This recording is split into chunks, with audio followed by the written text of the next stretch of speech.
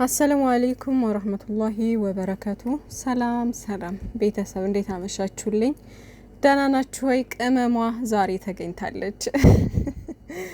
የኔ ቆንጆ እንግዲህ ተገኝተሻል። ከነ ግብረ አበሮች ጋር ነው የሚባለው ከአቶ ሚፍታህ ጋር ማለት ነው። እንግዲህ ቃለ መሀላ አስገብቷት ነበረ።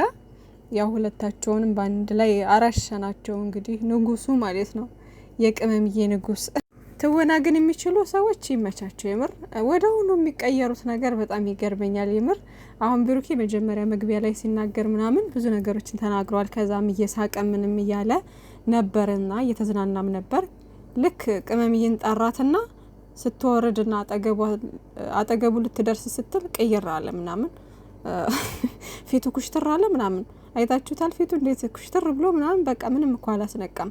የምር የተናደደ ነው የሚመስለው። ቅመምዬም እንደዚህ ልክ አክቲንግ ውስጥ ስትገባ በቃ ቅይር ትልና የፈለገችውን አይነት ሁና ትሰራለች ማለት ነው። እና ጎበዞች ናቸው፣ የምር ጎበዞች ናቸው። እንደዚህ ረጅም ድራማ ምናምን በሚሰሩ ሰዓት አሁን ብሩኬ አንዳንዴ በመሀል እንደዚህ መጀመሪያ ላይ መግቢያ ሲሰራ እንደዚህ ተገናኝተውም በሚመላለሱ ሰዓት በሚሰሩ ሰዓት ምናምን አንዳንዴ የሚስተው ቃላት ይኖራል፣ ወይም ደግሞ የሆነ የሚነቃበት ፓርት ምናምን አለ አይደለ? የምንነቃበት ፓርት በቃ የምንባንንበት አይነት ነገር አልፎ አልፎ ይፈጠራል። ከዛ ውጭ ግን ጎበዝ ነው ብሩኬ ማለት ነው። እና በተለይ እንደዚህ አግሬሲቭ ሆኖ ሲሰራ የሆነ ኩሽትር ብሎ ምናምን ነገር ሲሰራ ያስፈራል አንዳንድ ጊዜ እኮ አይደለ? እና በጣም የሆነ እውነት ነው የሚመስለው። አሁን ልክ እሷ ስትወርድ ቅመሜ ስትወርድ እንዴት ኩሽትር እንዳለ ምናምን እና እኔ አሁን የሆነ በቃ ልቀየር እንኳን ብል ጓደኞቼን ፕራንክ ለማድረግ ወይም ደግሞ አጠገብ ያለውን ሰው የሆነ ለማስደንገጥ እንኳን ብሞክር ለአንድ ደቂቃ ለሁለት ደቂቃ ነው እንጂ ከዛ በላይ መቆይ አይመስለኝም። የምር ሳቄን መቋቋም አልችልም።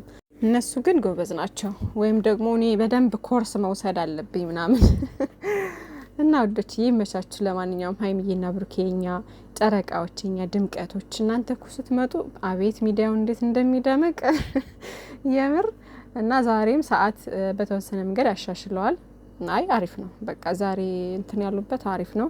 ከዚህም ትንሽ ደግሞ ወረድ ብላችሁ ብትለቁልን መልካም ነው። ከዛ ውጭ ግን አትቅሩብን እንጂ ችግር የለውም ማለት ነው።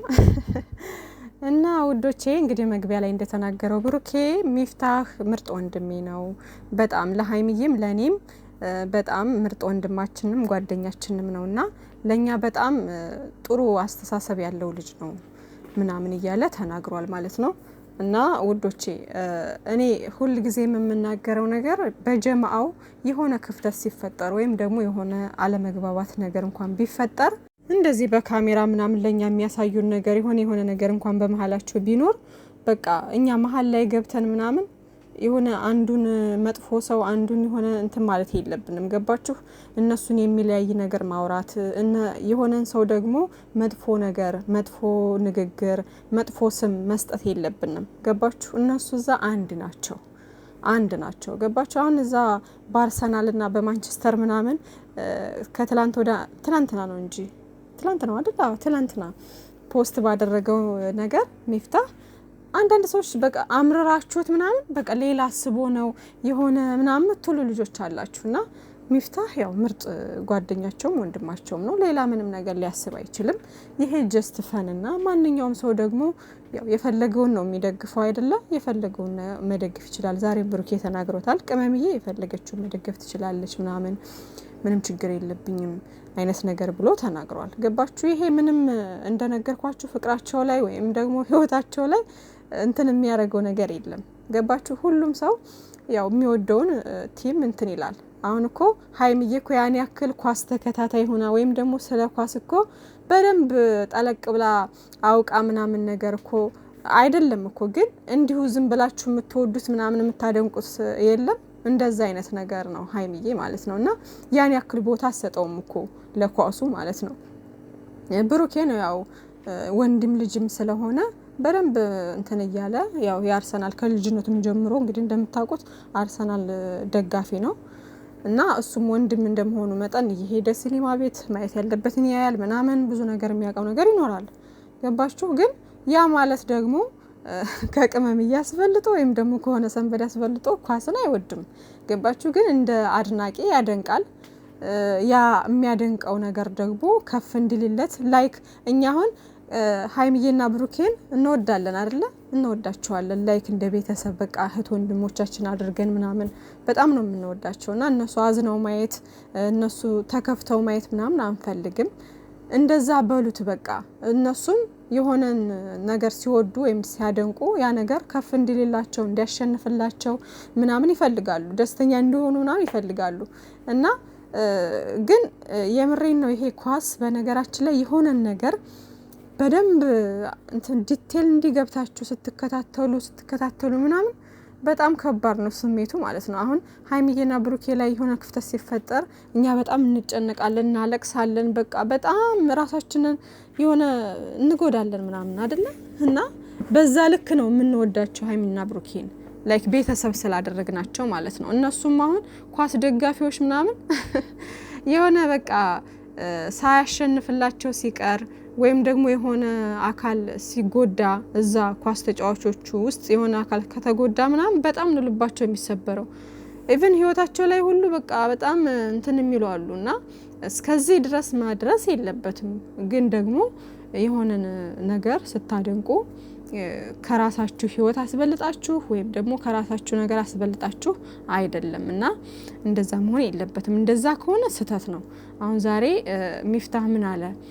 ለኳስ ብለህ ነው እንደዚህ ምናምን፣ ስለዚህ አንተ ኳስ ከዚህ በኋላ መከታተል የለብክም አለ። ገባችሁና ያን የተባለው ለምንድን ነው? አንዳንድ ሰዎች በጣም ከራሳቸውም በላይ አስበልጠው ሁሉ የሆነ እንትን የሚሉ አሉ እና እንደዛ ጥሩ አይደለም። ግን ብሩኬና ሀይሚዬ ደግሞ እንደዛ አይደሉም። ገባችሁ? ያውቃሉ፣ ሁሉም ነገር ባውንደሪ እንዳለው ያውቃሉ። ገባችሁና ብሩኬም ቅመምዬ የፈለገችውን ብትደግፍ ምንም አይላትም።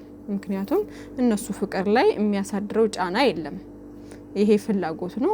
ከስንት አንድ ቀን ምናምን እንትን ሲል በቃ የሆነ ጀስት ዝም ብሎ ኢንጆይ ለማድረግ ያክል ነው። ገባችሁና ምንም እንትን አትበሉ፣ አታስቡ። በእርግጥ ያው አንድ አይነት ቢሆኑልን ደስ ይል ነበረ። ግን ደግሞ በኳስ ብቻ ነው እንግዲህ ተቃራኒ የሆኑት እንጂ በሁሉም ነገር አንድ አይነት ናቸው። እና ውዶችዬ ለማንኛውም ይሄ ነገር ሊያሳስባችሁ አይገባም። ምን ልላችሁ ነው? ዋናው ነገር ወሬ ሳላበዛ ማለት ነው።